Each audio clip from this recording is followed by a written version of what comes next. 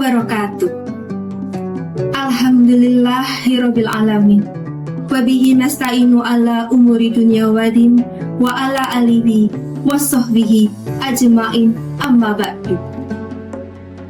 Saudara-saudara beriman yang dirahmati Allah, marilah kita awali bersyukur kepada Allah atas segala nikmat dan karunia yang telah diberikan kepada kita semua, sehingga kita bisa berjumpa pada kesempatan ini. Sholawat serta salam tetap tercurahkan kepada junjungan kita, Nabi Agung Nabi Muhammad Sallallahu Alaihi Wasallam. Allahumma sholli ala Sayyidina Muhammad wa ala ali Sayyidina Muhammad. Saudaraku beriman, sebagai umat muslim di Indonesia, kita memiliki sebuah tradisi, yaitu saling memaafkan di bulan Syawal. Memaafkan merupakan sifat terpuji dan bagian dari akhlak mulia yang telah diperintahkan oleh Allah Subhanahu wa Ta'ala kepada para nabi serta hamba-hambanya. Berdasarkan firman Allah Subhanahu wa Ta'ala, jadilah engkau pemaaf dan suruhlah orang mengerjakan yang makruh, serta berpalinglah daripada orang-orang yang bodoh.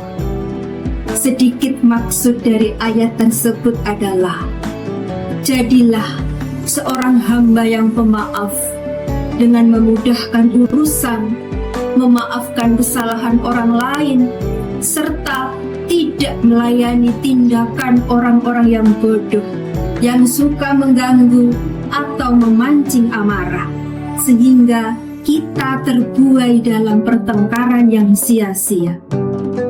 Kemudian, apakah saling maaf-memaafkan harus menunggu Ramadan selesai? Apakah saling maaf-memaafkan harus menunggu bulan Syawal? Tentunya tidak. Kita bisa melakukan maaf-memaafkan pada bulan-bulan sebelumnya. Yang harus kita perhatikan di sini adalah kita mampu belajar untuk tidak melakukan kesalahan-kesalahan yang berulang-ulang lagi.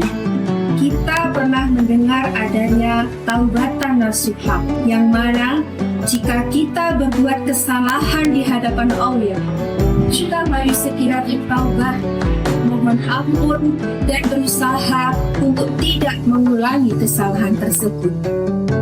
Selanjutnya, bagaimana cara kita meminta maaf di bulan Syawal? Selama ini kita terkadang mendengar ada seseorang mengucapkan kosong-kosong ya. Mungkin itu maksudnya adalah sudah tidak ada dosa di antara mereka.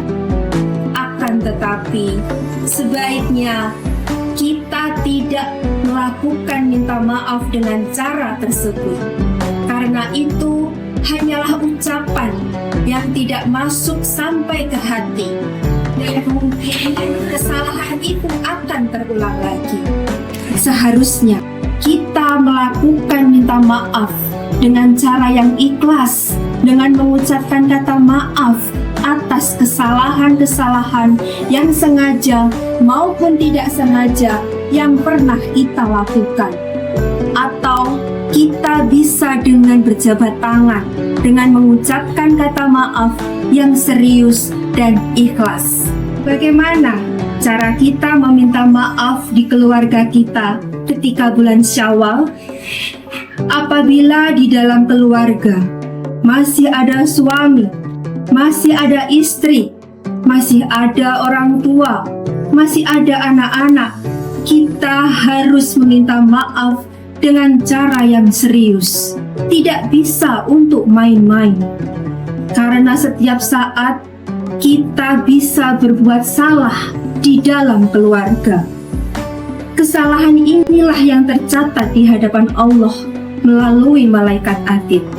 Jadi, kita harus meminta maaf dengan baik yang diikuti oleh hati dan pikiran kita untuk meminta maaf dengan serius.